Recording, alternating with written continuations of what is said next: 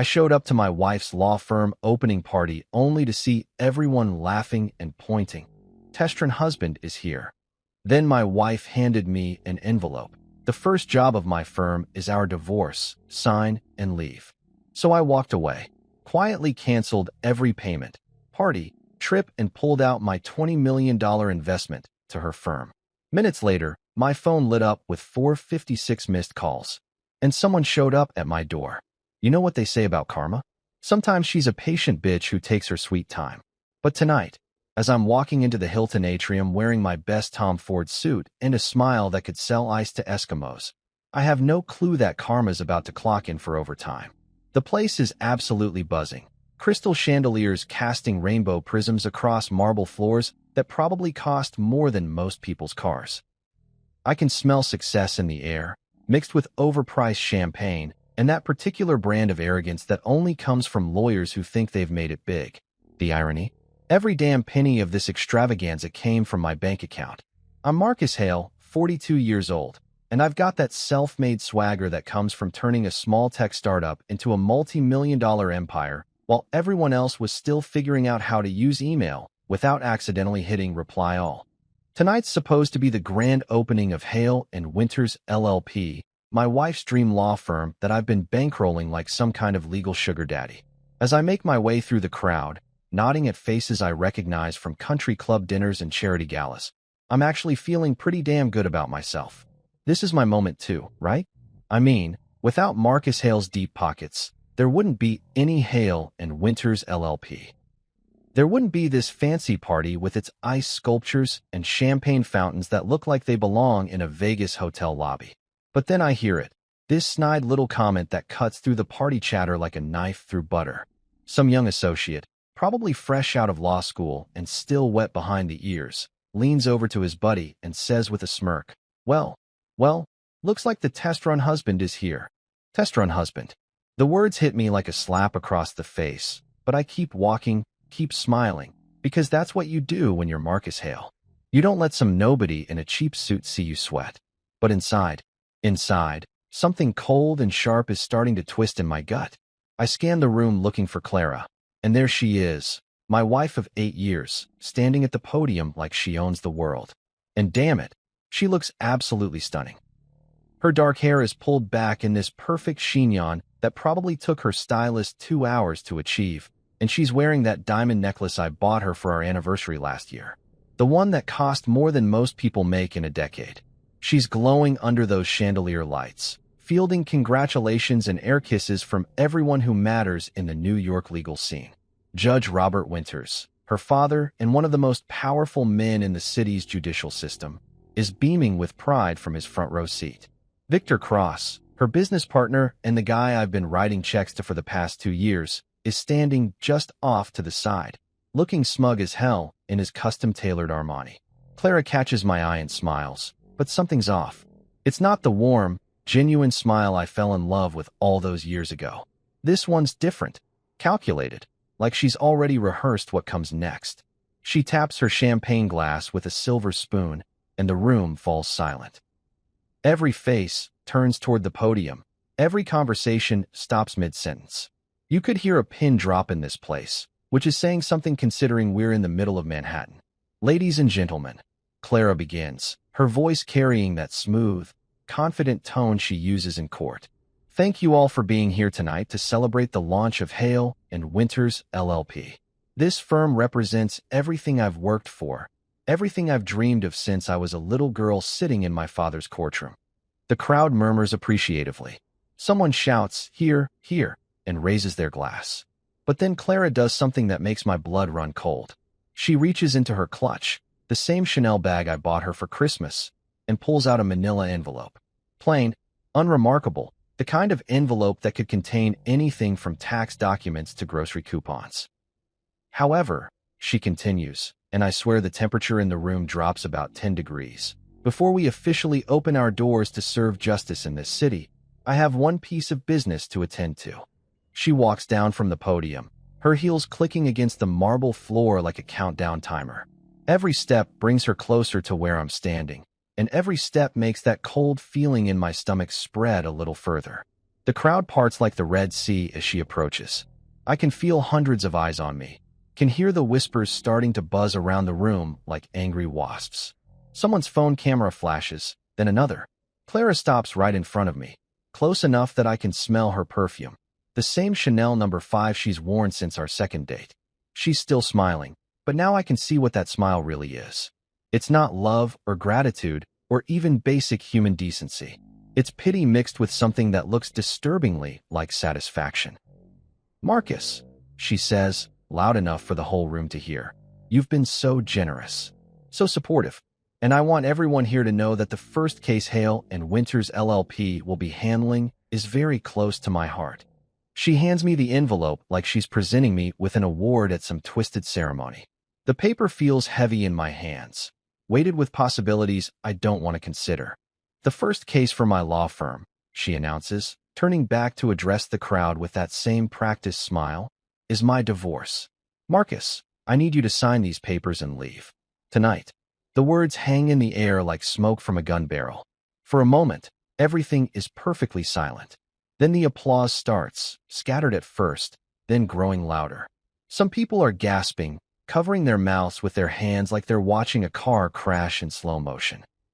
Others are filming with their phones, probably already uploading to social media with hashtags like #LawyerLife and #PowerMove. I stand there holding that envelope, feeling like the biggest fool who ever walked the earth.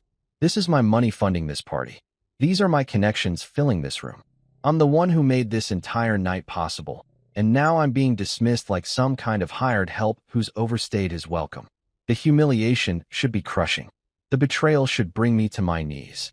8 years of marriage, 2 years of supporting her dream firm, $20 million of my own money, all of it reduced to a manila envelope, and a public execution in front of everyone who matters in New York's legal community. But you know what? I don't shout. I don't throw the envelope back in her face. I don't cause the scene that everyone's probably expecting, the dramatic meltdown that would give them something to gossip about at their country club brunches for the next 6 months. Instead, I do something that probably surprises everyone in that room, maybe even myself. I fold that envelope in half, slide it into my jacket pocket, and walk toward the exit with my head held high. As I push through the crowd, I can hear the whispers starting up again, can feel their eyes following my every move. But I keep walking, past the ice sculptures and champagne fountains, past the marble floors and crystal chandeliers, past everything I paid for but apparently never owned. Outside, the New York night air hits my face like a blessing. I loosen my tie, let the cool breeze wash away the stuffiness of that overpriced hotel ballroom. And then, standing there on the sidewalk with the city lights reflecting off the wet pavement, I do something that would probably shock everyone still inside celebrating my public humiliation. I smile. Not the fake, practiced smile I've been wearing all evening, but a real one. Faint, but genuine. See, here's the thing about being Marcus Hale that none of those people in that room understand. I didn't get where I am by being stupid. I didn't build a multi-million-dollar empire by trusting people at their word. And I sure as hell didn't survive in the cutthroat world of business by not having a few contingency plans up my sleeve. They think they've won. They think this is the end of the story. The foolish husband who got played by his ambitious wife and her slick business partner. They think Marcus Hale just got taken for the ride of his life. They haven't seen anything yet. The real game? It's just getting started. You know what's funny about betrayal? It's like food poisoning. At first, you're just confused and uncomfortable, but then it hits you all at once, and suddenly you're seeing everything with crystal clarity. By the time I get back to my apartment on the Upper East Side, that clarity is burning through me like acid. I pour myself 3 fingers of Macallan 25, the good stuff I save for special occasions, though I'm pretty sure getting publicly divorced at your wife's law firm launch party qualifies as special in the most twisted way possible. The amber liquid burns going down, but it's nothing compared to the fire that's been building in my chest since I walked out of that circus. My apartment feels different now. Quieter. All those little touches that screamed successful married couple. The matching throw pillows Clara insisted on. The wedding photos in their expensive frames. The abstract art she picked out because it was investment pieces. Now they just look like props from a play I didn't know I was starring in. But I'm not here for a pity party. I've got work to do. I head straight to my study, past the floor-to-ceiling windows that offer a million-dollar view of Central Park. Most people think the view is what makes this room special, but they'd be wrong. The real magic is behind the custom-built bookshelf, where a hidden panel slides away to reveal my private safe. This isn't some dinky hotel room safe where you stash your passport and a few $100. This is a proper vault, fireproof, waterproof, and big enough to hold everything that really matters. I punch in the code, and the heavy door swings open with a satisfying click. Inside, organized with the kind of obsessive precision that would make a Swiss banker weep with joy, are my primary assets. Not stocks or bonds or crypto wallets. Those are for amateurs.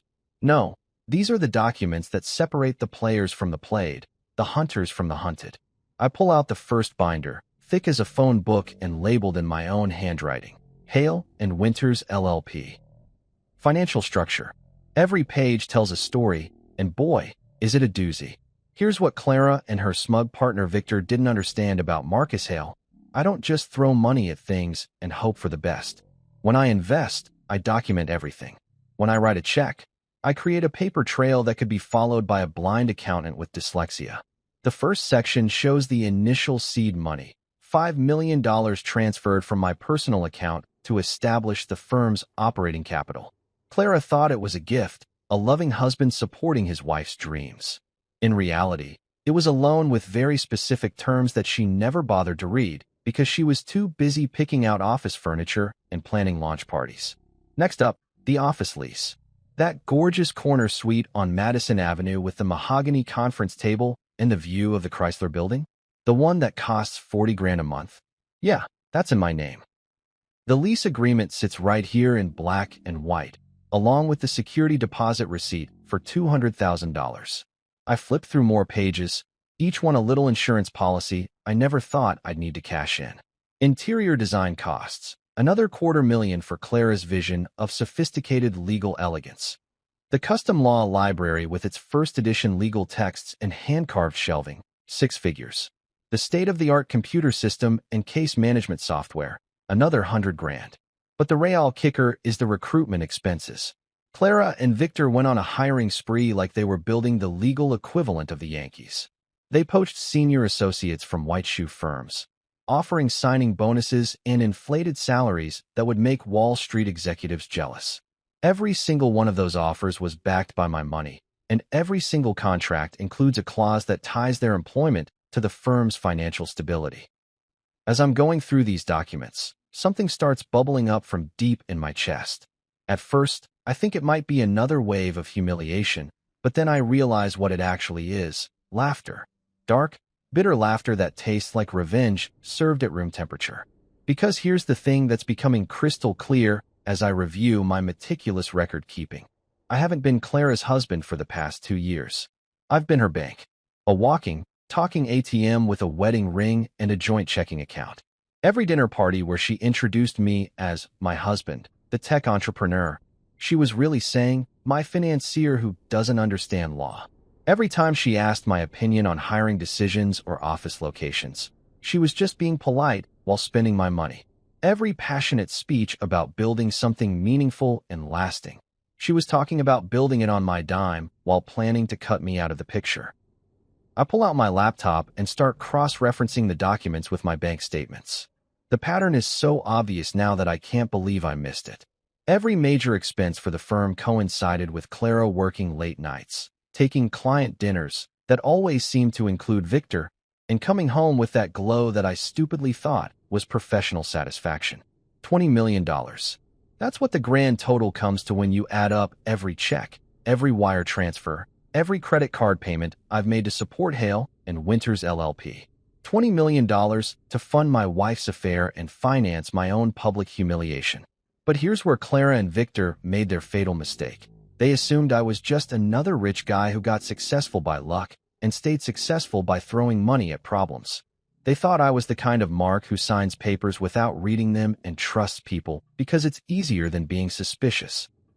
They clearly never did their homework on how Marcus Hale actually operates. Every single one of these transactions was structured as a business investment, not a marital gift. Every contract includes performance clauses, accountability measures, and most importantly, exit strategies. Clara never read the fine print because she was too busy planning her grand debut as New York's hottest new legal power couple. I closed the binder and reached for the next one: corporate structure and silent partner agreements. This is where things get really interesting. See, when you're putting $20 million into a startup law firm, even one run by your loving wife, you don't just write checks and hope for the best. You create legal structures that protect your investment. You establish yourself as a silent partner with very specific rights and responsibilities. Rights like the ability to freeze corporate accounts if fiscal responsibility is questioned. Rights like mandatory disclosure of all major expenditures.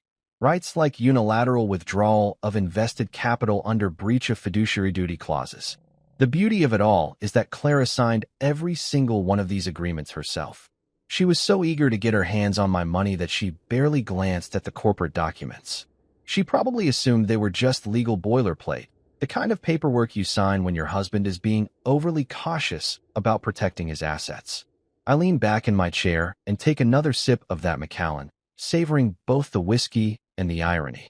At this very moment, Clara and Victor are probably still at the Hilton, basking in the afterglow of their power move, accepting congratulations from all those legal eagles who witnessed my public takedown. They think they've won. They think Marcus Hale just got played by the two smartest people in the room. They're probably already planning how to spend my $20 million, maybe even joking about how easy it was to separate a fool from his money. What they don't realize is that Marcus Hale doesn't get played.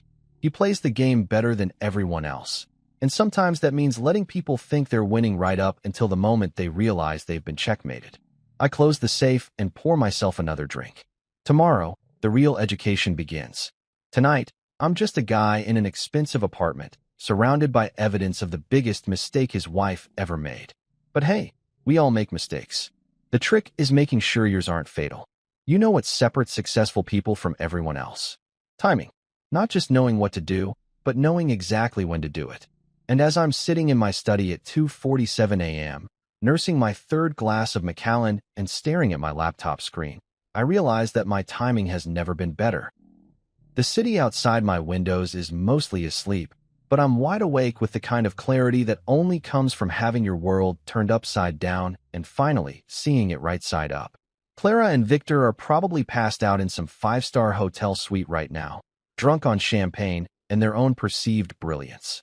They think they've pulled off the heist of the century, stealing $20 million and a law firm from Marcus Hale while making him look like a fool in front of half of New York's legal establishment. What they don't know is that Marcus Hale doesn't sleep when there's work to be done. And tonight, there's definitely work to be done. I crack my knuckles and open up my laptop, the screen's blue glow reflecting off the empty whiskey glass beside me. First stop, the firm's online banking portal. Clara probably assumes I don't have access anymore, maybe even changed the passwords in some amateur attempt at digital security. She always was too trusting, too willing to believe that people are exactly what they appear to be on the surface. But here's the thing about being the guy who bankrolled the entire operation. You make sure you always have a way in. Those credentials I memorized when we first set up the corporate accounts? Still working perfectly. The backup email address tied to password recovery? That's my personal Gmail account, not Clara's. The security questions? All answered with information only I would know. I'm in the system within 30 seconds, and what I see makes me smile for the first time since that disaster at the Hilton. The account balance shows exactly what I expected: $847,000 in operating capital, sitting pretty in the main business checking account. There's also the money market account with another $1.2 million in reserve funds, and the expense account Victor's been using to fund his and Clara's business dinners at the city's most expensive restaurants. This is going to be fun. I start with the smallest moves first, the kind of financial adjustments that won't trigger any immediate red flags, but will definitely cause some interesting conversations come Monday morning. The automatic payment system that handles the firm's monthly expenses, office lease, utilities, cleaning service, coffee suppliers, gets a little adjustment. Not canceled, mind you, just temporarily suspended due to account verification requirements. Next up, the vendor payments. That fancy catering company that provided tonight's champagne fountain and caviar service? Their invoice payment just got frozen pending financial review. The florist who created those elaborate centerpieces? Same deal. The sound system rental, the photographer, the valet service. Every single vendor who contributed to my public humiliation just got moved to payment pending status. But I'm just getting warmed up. The real masterpiece is the payroll system. All those hotshot lawyers Clara and Victor poached from competing firms, the ones with their signing bonuses and six-figure salaries and attitudes that could cut glass, their direct deposit information just encountered a small technical glitch that will require manual resolution. Nothing permanent, you understand. Just a temporary hiccup that might make their mortgage payments a little more interesting this month. I lean back in my chair and take another sip of whiskey, savoring the smooth burn as much as the elegant simplicity of what I'm doing. This isn't some dramatic corporate raid with hostile takeovers and screaming board meetings. This is surgical precision, the kind of quiet destruction that happens in spreadsheets and database queries while the targets sleep peacefully in their beds. But the real coup de grace is still coming. I navigate to the investment management section of the portal where the crown jewel of my financial architecture sits waiting. My silent partner withdrawal clause. It's buried in subsection 7.3 of the corporate partnership agreement, the part that Clara's lawyer probably skimmed over because it looked like standard boilerplate language. What it actually says, in very precise legal terminology, is that any partner who contributed more than 75% of the firm's initial capitalization has the right to immediate asset recovery in the event of material breach of fiduciary responsibility or dissolution of partnership confidence. $20 million in, Clara's public divorce announcement at the firm's launch party, Victor's smirk as he watched me get handed those papers. I'd say that qualifies as material breach of just about everything. I click through the withdrawal process, each screen asking me to confirm that yes, I really want to do this, and yes, I understand the consequences, and yes, I'm absolutely certain. The system is designed to make you think twice, to give you multiple opportunities to back down from what it knows is going to be a financial nuclear option. But Marcus Hale doesn't back down. Not when he's been played. Not when he's been humiliated. And definitely not when he's got 20 million reasons to make his point crystal clear. The final screen is beautiful in its simplicity. Withdrawal request submitted. Funds will be transferred within 24 to 48 business hours, pending final documentation review. Below that, a number that makes my heart skip a beat, $20 million. $20 million, about to disappear from Hale and Winters LLP's accounts like morning mist in the summer sun. I hit submit and lean back to watch the digital wheels start turning. Somewhere in the depths of the banking system's servers, electronic signals are already starting to flow, beginning the process that will transform Clara's dream firm from a powerhouse startup into a very expensive pile of legal documents. The beauty of it all is the timing. It's Saturday night, or Sunday morning, technically. The banks won't start processing anything until Monday, which means Clara and Victor have roughly 40 hours to enjoy their victory before they discover what Marcus Hale's version of a divorce settlement actually looks like. I pour myself one more glass of that Macallan and walk over to the floor-to-ceiling windows overlooking Central Park. The city spreads out below me like a circuit board, all glittering lights and hidden connections. Somewhere out there, Clara is probably sleeping the sleep of the victorious, dreaming about her new life as New York's hottest legal celebrity. What she doesn't know yet is that you can't build a legal empire on someone else's money and then expect them to just walk away when you're done with them. You can't humiliate Marcus Hale in front of half the city's power brokers and assume there won't be consequences. They wanted a scene at that party, some dramatic breakdown they could gossip about over their country club brunches. What they're getting instead is something much more devastating, a silent storm that's going to tear through their perfect little world like a Category 5 hurricane. The best part? They'll never see it coming until it's already too late. I raise my glass to the sleeping city and smile. Monday morning is going to be very, very interesting. Monday morning hits New York City like a freight train, and I'm sitting in my kitchen sipping Colombian coffee that costs more per pound than most people spend on groceries, watching the sunrise paint the sky in shades of orange and pink. It's shaping up to be a beautiful day, the kind that makes you grateful to be alive and absolutely thrilled to be Marcus Hale. My phone has been buzzing since about 6:30 a.m., lighting up like a Christmas tree with incoming calls, texts, and voicemails. The caller ID reads like a who's who of people who suddenly need to talk to me very, very urgently. Clara, 47 missed calls and counting. Victor Cross, 12 calls, each one probably more desperate than the last. And a parade of board members, investors, and vendors whose names I recognize from the very expensive party they threw on Saturday night. I ignore every single one of them. There's something deeply satisfying about having information that other people desperately need while maintaining complete radio silence. It's like being the only person with an umbrella in a thunderstorm. You can choose who stays dry and who gets soaked to the bone. My doorman's voice crackles through the intercom at exactly 10 a.m., right on schedule. Mr. Hale, sir. There's a young lady here from the law firm. Says it's urgent. Name's Sophie something. Sophie Lang. Clara's assistant, fresh out of college and probably making 30 grand a year to fetch coffee and manage calendars for people who think they're changing the world. Poor kid probably has no idea she's about to become a messenger in the most expensive game of chess New York has seen all year. Send her up, Frank, I tell the intercom, then settle back into my leather chair with my coffee mug and the morning edition of the Wall Street Journal. Nothing quite like reading about other people's financial disasters while orchestrating your own masterpiece. The knock on my door comes exactly 3 minutes later. Soft, hesitant, the kind of knock that says, please don't shoot the messenger. I take my time answering, letting her stew in the hallway for a moment while I finish the article I'm reading about market volatility in emerging tech sectors. When I finally open the door, Sophie Lang looks like she's been through a blender set on Corporate Nightmare. Her usually perfect blonde hair is pulled back in a messy bun. Her makeup is smudged like she's been crying or rubbing her eyes, and she's clutching a manila folder against her chest like it's a life preserver. Mr. Hale, she says, and her voice actually cracks a little. Thank you for seeing me. I know this is irregular. Sophie, right. I step aside and gesture for her to come in. Clara's assistant? Coffee. You look like you could use it. She shakes her head quickly, too wound up to sit still. I can't stay long. The firm is, there's a situation. A big situation. I pour myself a fresh cup and lean against the kitchen counter, watching her with the kind of mild interest you'd show to a particularly entertaining street performer. Oh, what kind of situation? Everything's collapsing. The words tumble out of her like water through a broken dam.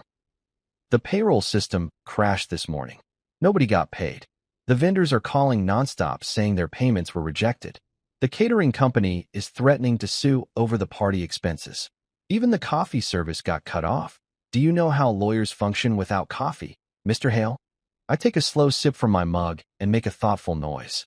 Sounds complicated. The investors are furious, she continues, pacing back and forth in my entryway like a caged animal. Judge Winters has been calling every hour demanding explanations.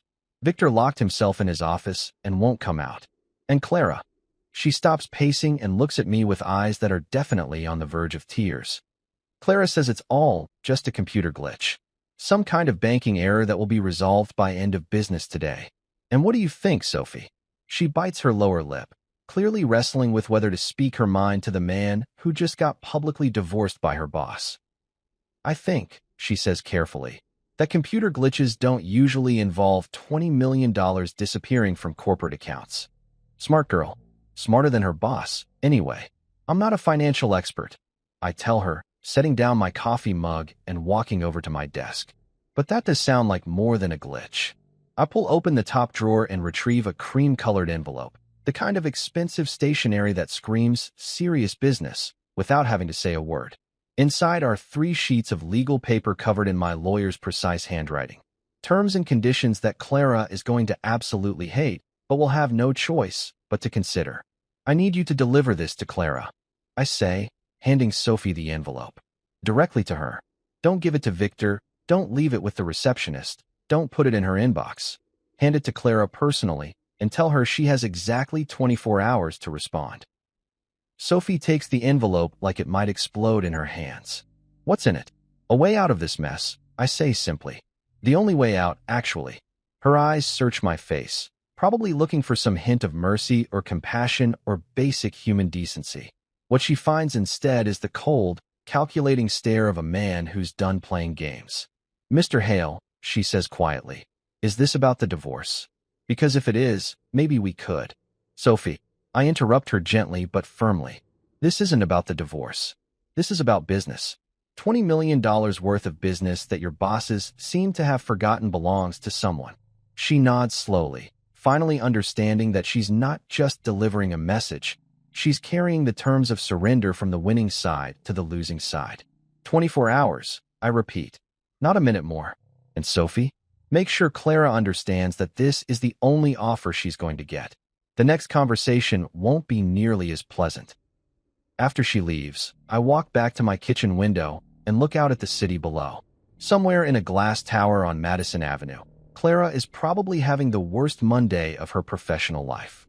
The phone calls, the panicked meetings, the growing realization that her dream firm is turning into a nightmare faster than she can damage control. I pour myself another cup of coffee and check my phone. 53 missed calls now, plus a text message from Victor that just says, "Call me now," in all caps. I delete the text without reading it twice and turn my phone to silent mode. The beautiful thing about being Marcus Hale is that when you hold all the cards, you get to decide when the game ends. And this game? It's just getting started. 24 hours, Clara.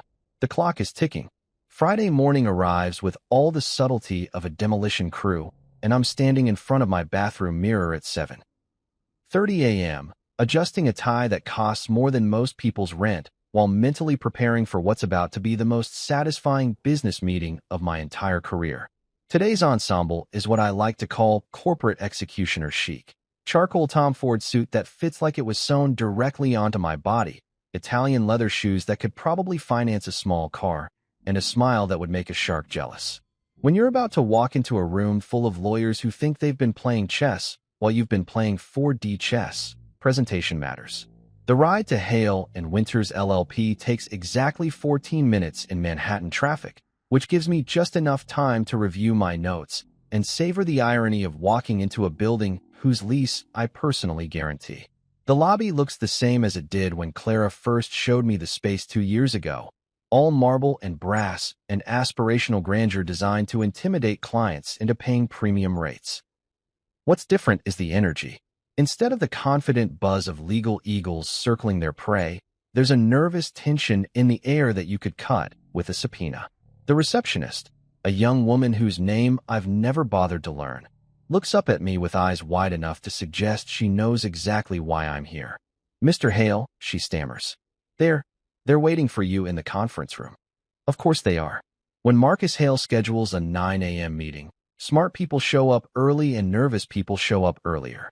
The elevator ride to the 42nd floor gives me 30 seconds to appreciate the view of Manhattan spreading out below like a game board I'm about to rearrange. When the doors open, I can hear voices through the conference room's glass walls, urgent whispers, and what sounds like someone practicing damage control talking points. I push through the mahogany doors at exactly 9:00 a.m. because punctuality is just another form of power, and survey the carnage that used to be Clara's dream team. The conference room that once hosted champagne toasts and victory celebrations now looks like a war room staffed by people who've already lost the war. Elaine Porter, the senior counsel who Clara poached from a white shoe firm with promises of partnership and prestige, is sitting at the far end of the table staring at her coffee cup like it might contain answers to questions she's afraid to ask. 2 junior associates, whose names I've never bothered to learn, are huddled together near the window, probably calculating how quickly they can update their LinkedIn profiles and start sending out resumes. The firm's accountant, a nervous little man who always looks like he's apologizing for existing, has spreadsheets spread out in front of him like tea leaves he's trying to read for signs of financial salvation. And then there's Clara, sitting at the head of the table in the same chair where she used to hold court during partners' meetings, looking like she hasn't slept since our conversation 3 nights ago. Her usually perfect appearance has been replaced by the kind of frazzled desperation that comes from trying to hold together something that's determined to fall apart.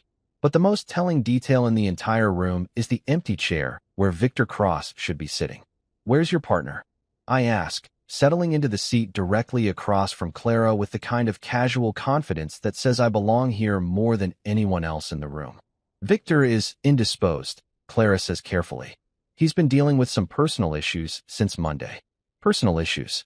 That's a polite way of saying Nervous breakdown brought on by the sudden realization that he's been screwing around with someone else's wife while spending someone else's money.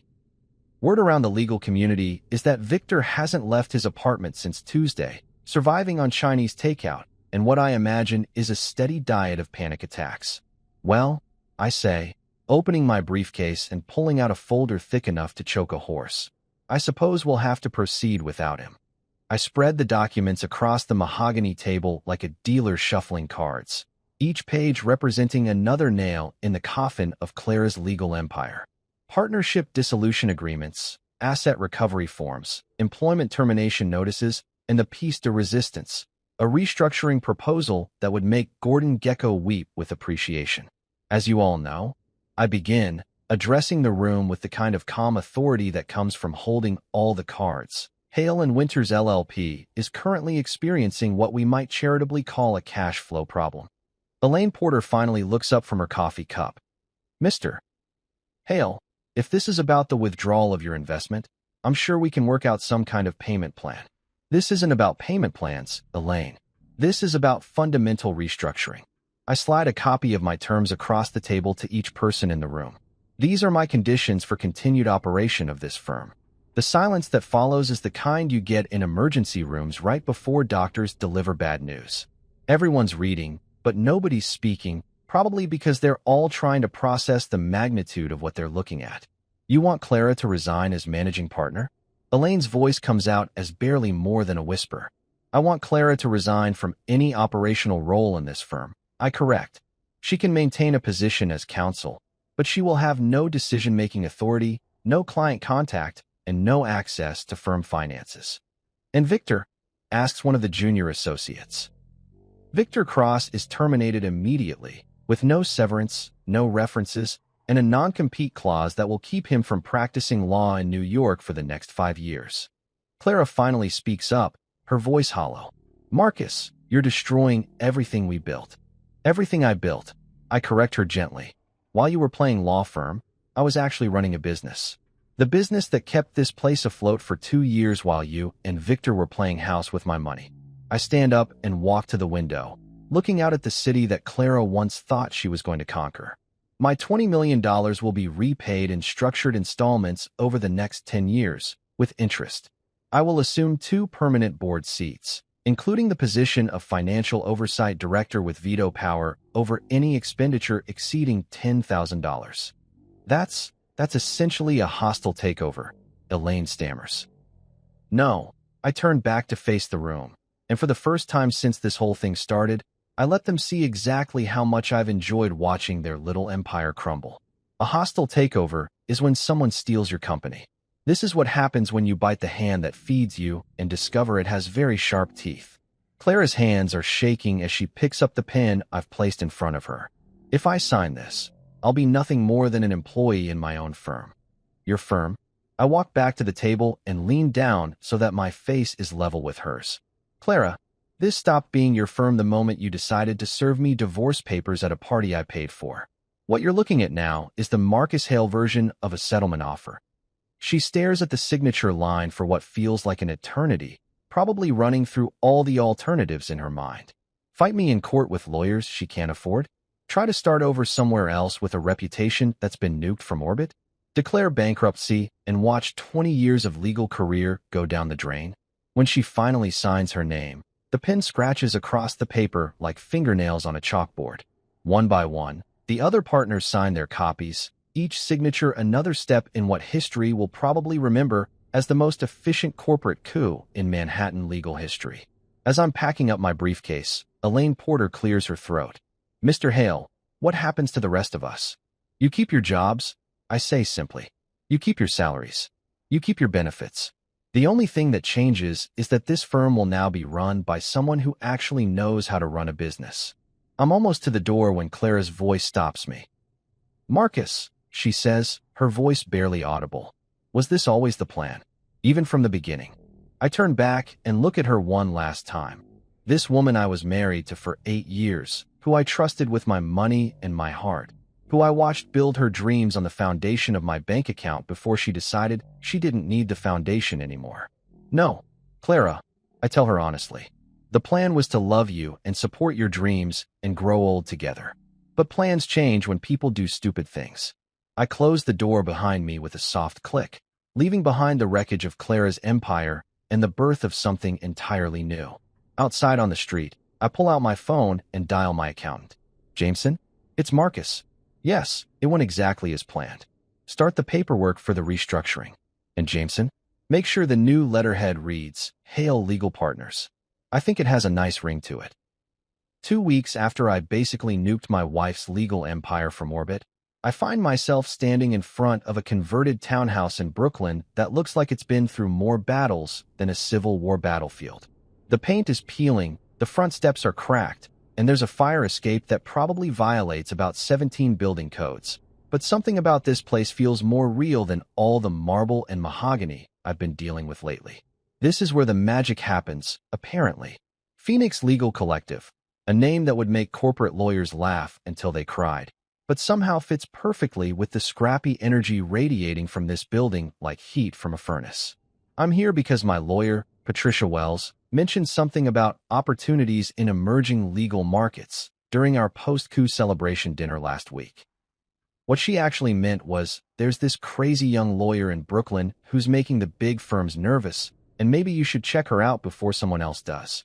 The reception area looks like it was decorated by someone who shopped exclusively at garage sales and IKEA's bargain bin.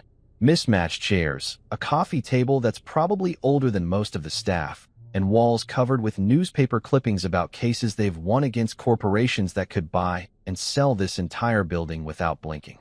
But here's the thing about Marcus Hale. I didn't get where I am by judging books by their covers. Some of the most profitable investments I've ever made started in places that looked like they were one health inspection away from being condemned. Mr. Hale, a voice calls from across the room, and I turn to see a woman who's probably young enough to be carded at restaurants, but carries herself with the kind of confidence that usually takes decades to develop. I'm Lydia Torres. Thank you for coming. Lydia Torres looks exactly like what you'd expect from someone running a legal collective in Brooklyn. Dark hair pulled back in a ponytail that says, I don't have time for fancy styling. Jeans that have probably seen more courtrooms than some lawyers see in their entire careers, and eyes that burn with the kind of intensity you usually only find in people who've got something to prove to the world. Miss Torres, I shake her hand, noting the firm grip that doesn't try to overcompensate but doesn't apologize for existing either. Interesting operation you've got here. She laughs, and it's the kind of genuine sound that I haven't heard in legal circles for longer than I care to admit. That's one way to put it. Come on, let me show you around before you decide whether we're brilliant visionaries or completely insane. The tour that follows is like stepping into an alternate universe where lawyers actually give a damn about something other than billable hours and partnership tracks. The office space is cramped and chaotic, with case files stacked on every available surface and whiteboards covered in strategy notes that look like they were written by someone planning a military campaign. This is our war room, Lydia says, gesturing to a conference room that's about the size of Clara's old office closet. We handle about 40 cases at any given time. Wrongful evictions, immigration rights, class action suits against landlords who think heat is optional in January. I pick up a case file from the table, Martinez versus Blackstone Property Management. A family of 5 getting evicted from their apartment because their toddler's crying supposedly violated the quiet enjoyment clause in their lease. The kind of case that big firms would settle quietly for nuisance value. Except these people are fighting it all the way to appeals court. What's your success rate? I ask, genuinely curious. Depends how you measure success, Lydia replies, leading me to another room where 3 lawyers who look like they're barely old enough to vote are huddled around a computer screen. If you mean, how often do we get our clients exactly what they're asking for? It's about 60%. If you mean, how often do we keep people from getting completely screwed over by corporations with unlimited legal budgets? It's closer to 90. We stop in front of a bulletin board covered with thank you letters, newspaper clippings, and what looks like a hand-drawn picture from a kid whose family probably didn't get evicted because of the work these people do. It's the kind of wall decoration you'd never see at Hale Legal Partners, where success is measured in billable hours and partnership distributions. Mr. Hale, Lydia says, and for the first time since I arrived, her voice gets serious. I'm going to be straight with you. We're broke. Not cash flow problems broke, or waiting for receivables broke. We're choosing between office rent and employee health insurance broke. I appreciate the honesty. In my experience, people who are willing to admit they're drowning are usually the ones worth throwing a life preserver to. How broke? I ask. We've got about 6 weeks of operating capital left, assuming nobody gets sick and the heating system doesn't completely die before spring. Our biggest corporate case just settled for a fraction of what we were hoping for, and the city cut funding for legal aid programs by 30%. She leads me to her office, which is basically a closet with a window and enough legal books to stock a small library. The desk is covered with financial statements that paint a picture of an organization that's been running on passion and coffee for longer than anyone should have to. We could take corporate clients, she continues, settling into a chair that looks like it came from a 1970s yard sale. Charge premium rates for routine contract work, maybe do some regulatory compliance for tech startups. But that's not why we got into law. Why did you get into law? I ask, because something tells me the answer is going to be refreshingly different from to make partner by 30 and buy a house in the Hamptons. Because the system is rigged, she says simply. Because corporate lawyers make more in a month than most people make in a year, while families get evicted because they can't afford legal representation. Because immigration courts have a 97% conviction rate when people represent themselves, but a 60% acquittal rate when they have competent counsel. She pulls out a folder and spreads some papers across her desk. We're not trying to get rich, Mr. Hale. We're trying to level the playing field just enough so that having money isn't the only thing that determines whether you get justice. I look at the financial projections, the case files, the thank you letters, and something clicks into place that I wasn't expecting. This isn't just another investment opportunity or another way to diversify my portfolio. This is the anti-Clara. This is what Clara's firm could have been if she'd actually cared about practicing law instead of playing lawyer for the cameras. What would you do with $10 million? I ask. Lydia's eyes widen like I just asked her what she'd do if aliens landed on the courthouse steps. 10 million? Are you serious? Dead serious. 10 million in seed funding, in exchange for 40% equity and a board seat. What would you build? She doesn't hesitate, which tells me she's been thinking about this conversation long before I walk through her door. Expand to all 5 boroughs. Hire 20 more attorneys. Create a training program for law students who want to do public interest work but can't afford to take unpaid internships. Set up a legal clinic in every neighborhood where people can get real advice instead of just forms to fill out. And change the game. Make it so that having a corporate legal team doesn't automatically mean you win. Level the playing field so that justice isn't just for people who can afford it. I pull out my checkbook. Yes, I still carry an actual checkbook because some things are too important for electronic transfers, and write out a number that makes Lydia's eyes fill with tears. $10 million. Not a loan with complicated terms and performance clauses. Not an investment with exit strategies and profit-sharing agreements. Just seed money for someone who wants to fight the good fight and actually has the balls to do it. Mr. Hale, she says, staring at the check like it might disappear if she blinks. You've just saved us. You've saved everything we're trying to build here. No, I tell her, standing up and shaking her hand again. You've saved me. I've been so busy playing corporate games that I forgot what it feels like to invest in something that actually matters. As I'm walking back to my car, I pull out my phone and dial Patricia Wells. Patricia? It's Marcus. Remember that emerging legal market opportunity you mentioned? Yeah, I just wrote them a check for $10 million. And Patricia, this isn't about revenge anymore. This is about building something real. For the first time since this whole mess started, I'm not thinking about Clara or Victor or the smoking ruins of Hale and Winters. I'm thinking about what comes next, and it feels a hell of a lot better than looking backward. 3 weeks after I basically adopted a scrappy legal collective in Brooklyn like some kind of philanthropic sugar daddy, Clara calls me with a proposal that's about as appealing as a root canal performed by a drunk dentist. She wants to meet for coffee to discuss our public narrative, which is PR speak for help me figure out how to spin this disaster so I don't look like a complete idiot. The location she picks is Cafe Orpheus, one of those aggressively neutral Upper West Side spots where divorced couples go to hash out custody agreements and failed business partners meet to divide up what's left of their dreams. It's the kind of place that serves $15 avocado toast and has enough ambient noise to cover heated conversations without making them sound like Jerry Springer episodes. I arrive exactly on time because punctuality is just another form of psychological warfare, and find Clara already sitting at a corner table with her laptop open and what looks like a legal pad covered in talking points. She's wearing a navy blue business suit that screams professional competence and makeup that's probably designed to hide the fact that she hasn't been sleeping well since her empire collapsed. "Marcus," she says as I sit down, her voice carrying that careful modulation lawyers use when they're trying to sound reasonable while asking for unreasonable things. "Thank you for coming. I know this is complicated."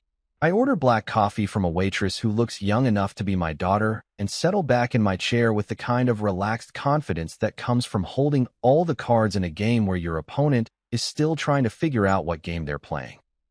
"So," I say, stirring cream into my coffee with the deliberate slowness of someone who has nowhere else to be and all the time in the world. "What's this about, Clara?" She slides her laptop across the table like she's presenting evidence in a murder trial. On the screen is a draft press release that's been formatted with all the professional polish of a Fortune 500 company's damage control statement. The headline reads, "Hale Legal Partners announces leadership transition." I start reading, and with every sentence, my appreciation for the creative use of the English language grows exponentially. According to this masterpiece of corporate fiction, Clara is stepping back from operational duties to focus on strategic client relationships. My acquisition of controlling interest in the firm is described as a planned transition to optimize operational efficiency. The complete absence of Victor Cross from any mention in the document is apparently because he's pursuing new opportunities in the private sector. It's like reading a fairy tale written by someone who learned creative writing from SEC filing documents. "This is interesting," I say after finishing the entire thing, which takes about 3 minutes because it's mostly buzzwords strung together with corporate nonsense. "Very creative." Clara leans forward with the kind of hopeful expression that suggests she actually thinks I might be buying what she's selling. "I worked with our communications consultant to craft something that protects everyone's reputation while explaining the transition in terms that the legal community can understand." "Our communications consultant," I repeat slowly.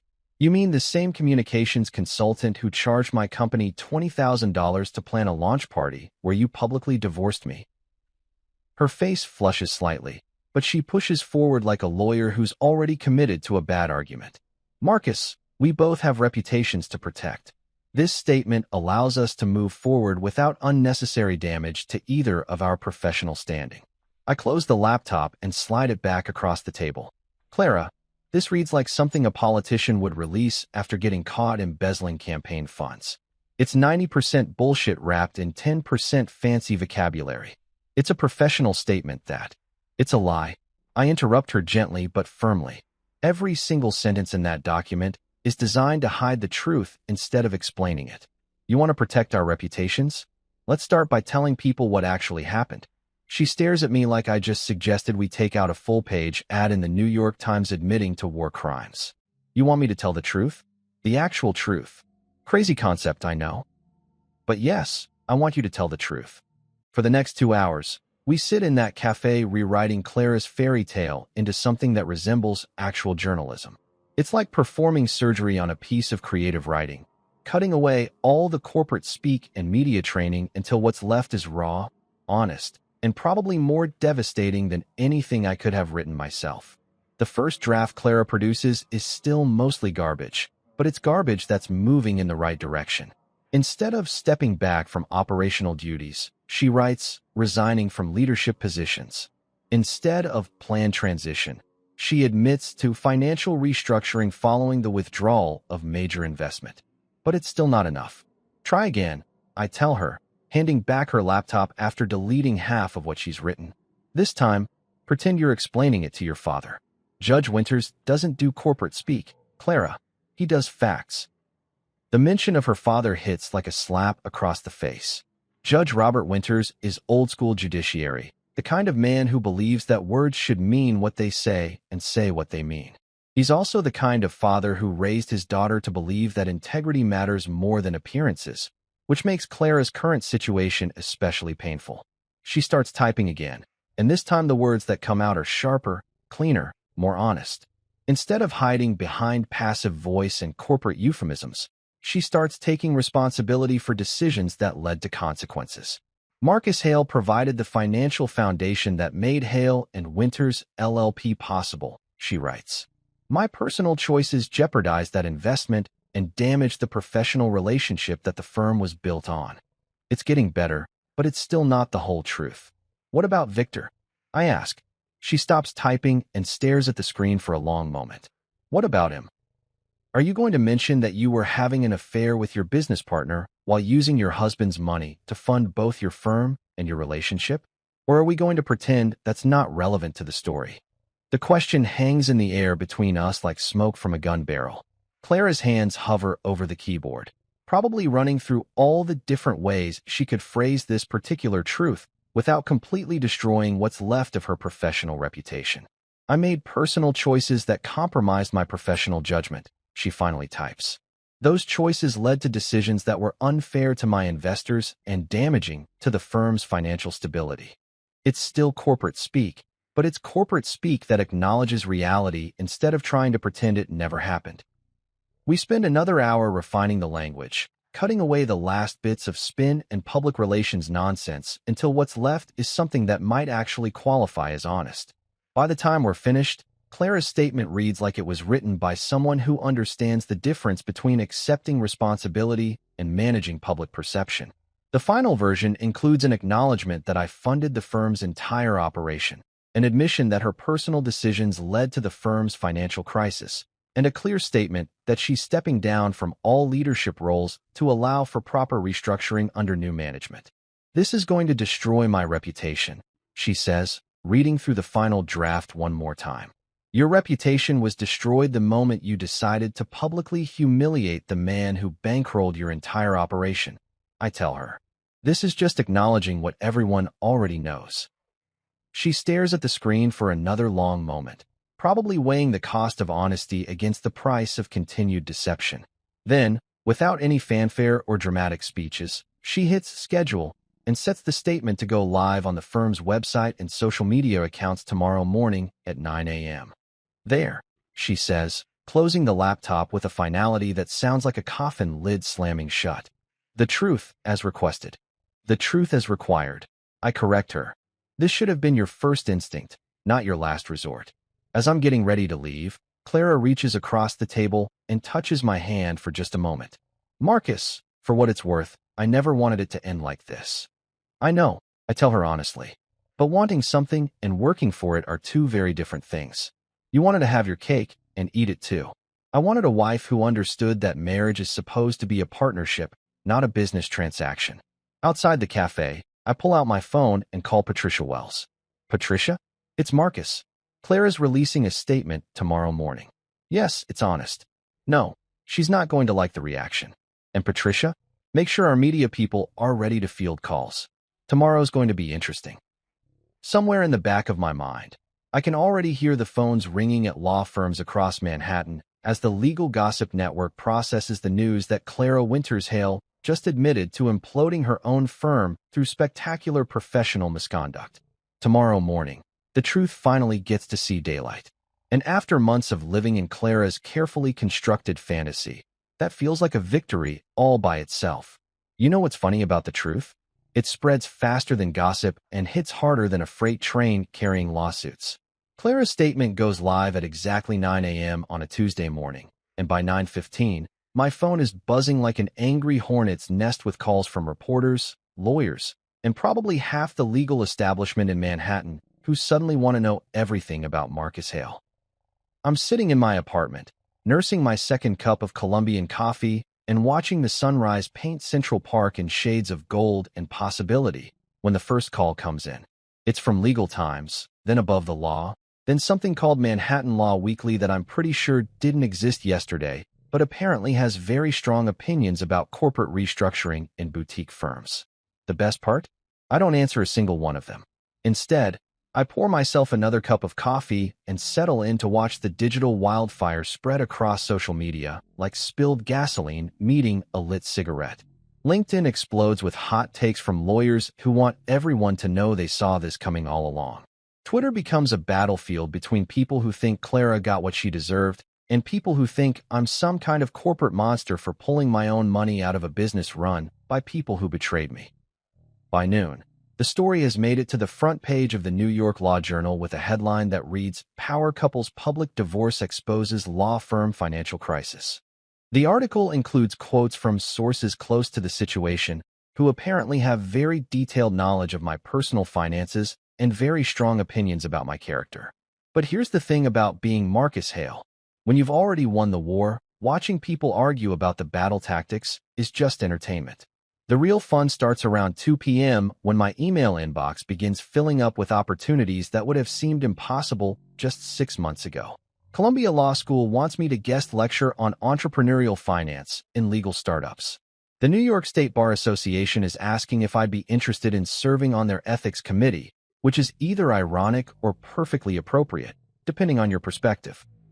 3 different nonprofit organizations want to discuss potential partnerships, and someone from the mayor's office is asking if I'd consider joining an advisory board on small business development.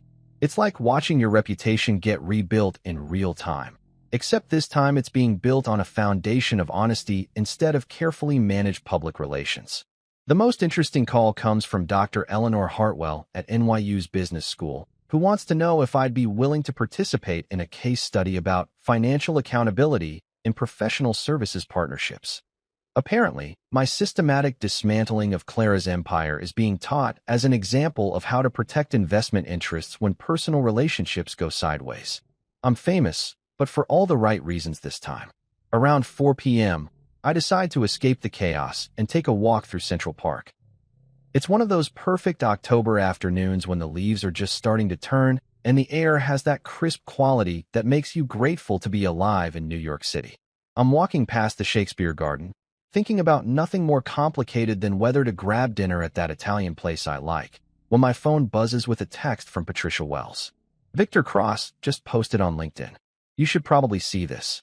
I find a bench and pull up Victor's profile, which now features a lengthy post that reads like a suicide note written by someone who learned creative writing from corporate legal documents. He's apparently taking time to reassess career priorities and exploring opportunities outside the traditional legal framework. It's the kind of language people use when they're unemployed but too proud to admit it. The comments section is a bloodbath of former colleagues offering hollow sympathy while probably updating their contact lists to remove his information. It's professional death by 1,000 cuts, and I'd almost feel sorry for him if he hadn't spent 2 years screwing my wife while spending my money. By the time I get home, there are 17 voicemails waiting for me, including one from Judge Robert Winters that simply says, "Marcus, call me when you get a chance. We should talk." Clara's father has always been a straight shooter, the kind of man who doesn't waste words or time on pleasantries when there's serious business to discuss. I call him back immediately, because ignoring Judge Winters is the kind of mistake that follows you around for the rest of your life. "Marcus," he answers on the first ring. I read Clara's statement. I also read the coverage in the legal press. "Are you doing okay?" It's such a simple question, but coming from him, it carries the weight of genuine concern. Judge Winters watched his daughter destroy her marriage and her career, and somehow he's asking if I'm okay. "I'm better than I've been in years, Judge," I tell him honestly. "Thank you for asking." "Good. That's good." There's a pause, and I can hear him choosing his words carefully. "Marcus, I want you to know that what Clara did, the way she handled this situation, that's not how I raised her. That's not the kind of person I thought she was. People change, Judge. Sometimes they show you who they really were all along. Maybe so, but I want you to know that you handled this with more class than most men would have shown. You could have destroyed her completely, and you didn't." After I hang up, I realize that Judge Winters is right. I could have destroyed Clara completely. I could have made sure she never practiced law again, could have turned her into a cautionary tale that law students study for decades. Instead, I gave her a chance to rebuild, albeit on a much smaller scale, and with a much clearer understanding of how the world actually works. Maybe that makes me a better man than I thought I was. Or maybe it just makes me someone who's learned the difference between justice and revenge. That evening, I'm getting ready for dinner when my doorman calls up to announce that I have a visitor. Dr. Camille Rhodes from Columbia Law School, sir. Says she has an appointment. I don't remember scheduling any appointments, but something about the name sounds familiar. It takes me a moment to place it. She's the ethics professor who was quoted in one of the articles about Clara's statement, talking about fiduciary responsibility in professional partnerships. Dr. Camille Rhodes turns out to be a woman in her early 40s with the kind of sharp intelligence that comes through in everything from her handshake to the way she looks around my apartment like she's cataloging details for future reference. She's wearing jeans and a Columbia sweatshirt, which suggests this isn't a formal business call. Mr. Hale, she says, settling into the chair across from my couch like she belongs there. I hope you don't mind the unscheduled visit. I was in the neighborhood, and I've been following your situation with great interest. Academic interest? I ask, pouring 2 glasses of wine because something tells me this conversation is going to require alcohol. Professional and personal, she admits. What you did to Hale and Winters, the way you structured your withdrawal, the legal mechanisms you used to protect your investment, it's brilliant. Ethically sound, legally airtight, and more elegant than anything I've seen in 20 years of studying corporate accountability. We talk for 3 hours about everything from business ethics to the future of legal education. And by the time she leaves, I realize 2 things. First, that I haven't had a conversation this intellectually stimulating since before Clara and I got married. And second, that Dr. Camille Rhodes has the kind of smile that makes you want to figure out what makes her laugh. As I'm cleaning up the wine glasses, I catch myself smiling for no particular reason except that for the first time in years, the future feels like something worth looking forward to instead of something to survive. Tomorrow, I start teaching a seminar at Columbia on entrepreneurial finance. Next week, I'm meeting with the Phoenix legal team to discuss expansion plans. And sometime soon, I might just ask Dr. Camille Rhodes if she'd like to continue our conversation over dinner. The war with Clara is over, and I won. But more importantly, I'm finally ready to start building something new. 6 months after the spectacular implosion of what used to be Clara's legal empire, I'm sitting in my new apartment on the Upper West Side, grading papers from my Columbia Law School seminar on entrepreneurial finance, when the FedEx courier shows up with a package that's about to close the final chapter of the Marcus Hale revenge story. The apartment is smaller than my old place. No marble countertops or floor-to-ceiling windows overlooking Central Park, but it gets sunlight. Real, honest-to-God sunlight that streams through normal-sized windows and makes everything feel warm and alive instead of like a museum exhibit designed to impress people I never really liked anyway. The FedEx envelope is addressed in handwriting I recognize immediately, even though it's been months since I've seen Clara's distinctive cursive. No return address, but the Portland postmark tells me everything I need to know about how far she's fallen from the Manhattan legal scene she once thought she was going to conquer.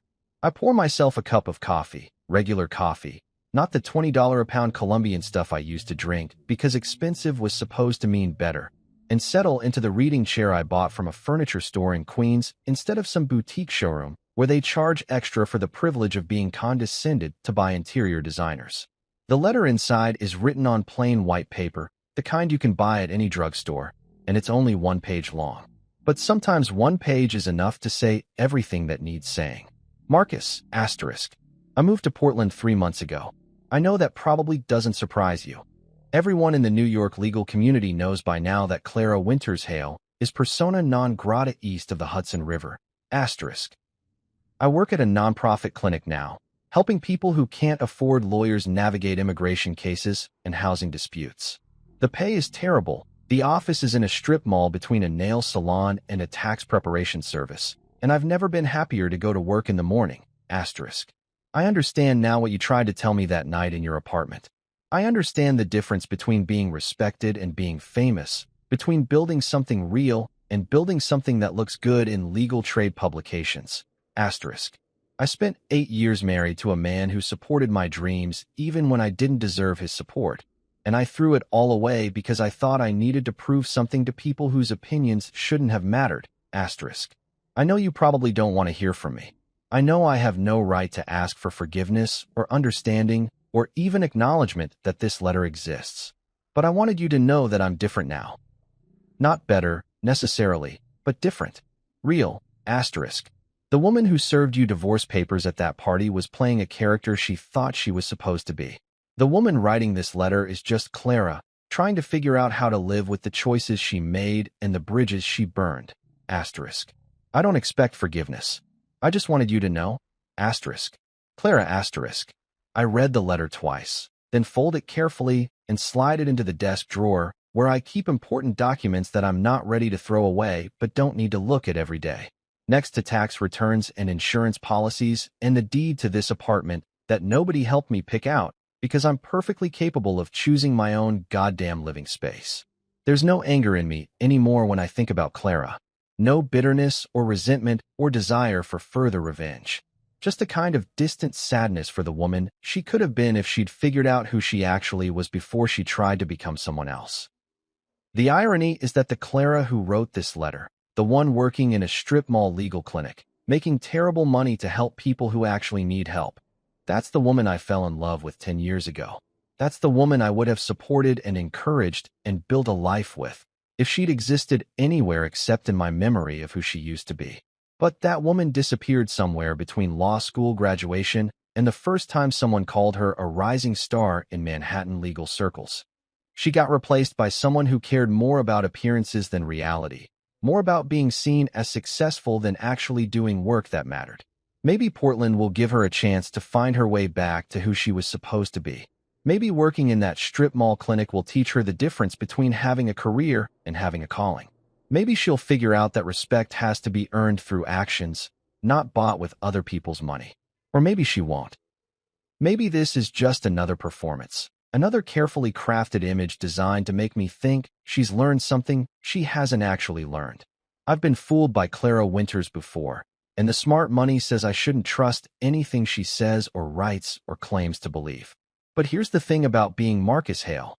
I don't have to figure out whether Clara's redemption arc is real or fake. That's her problem to solve, not mine.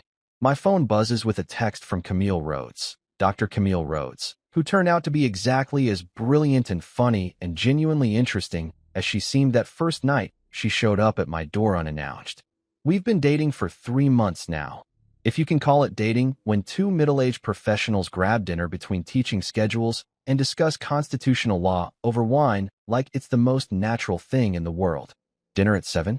That new Ethiopian place in the village? Asterisk. I text back. Asterisk perfect. Just finished grading papers. Ready for food that doesn't come with student complaints about grade curves? Asterisk. Bring the good wine. I have news about the Phoenix legal expansion.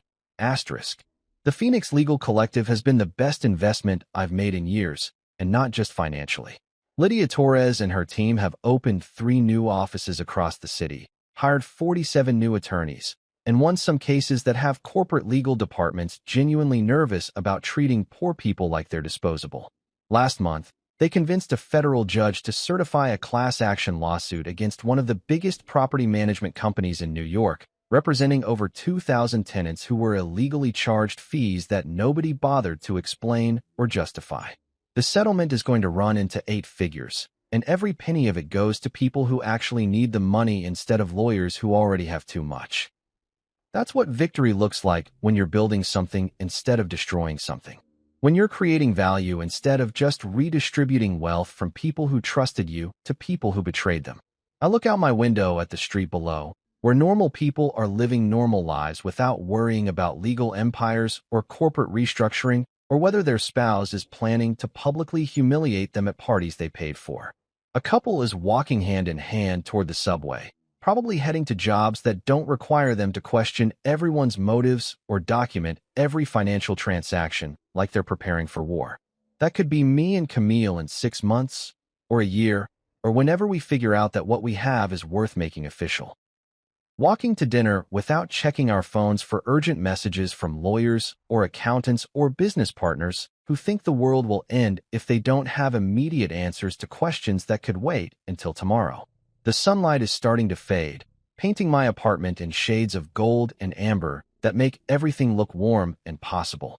In an hour, I'll meet Camille at that Ethiopian restaurant, and we'll talk about Phoenix Legal's expansion plans and her research on legal ethics, and maybe what we're doing next weekend when neither of us has papers to grade or cases to review.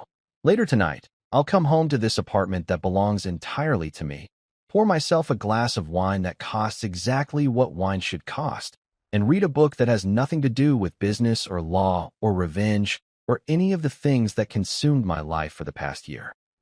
Tomorrow, I'll teach eager law students about the intersection of entrepreneurship and ethics, help Lydia Torres figure out how to fund legal clinics in underserved communities, and maybe take Camille to that art gallery opening she mentioned. The war with Clara is over. The reconstruction of Marcus Hale is complete. And for the first time in longer than I care to remember, the future feels like something to build instead of something to survive.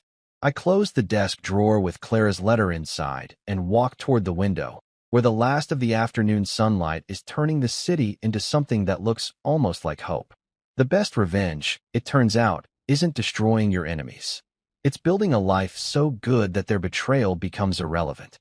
And that, I realize, is the ultimate victory.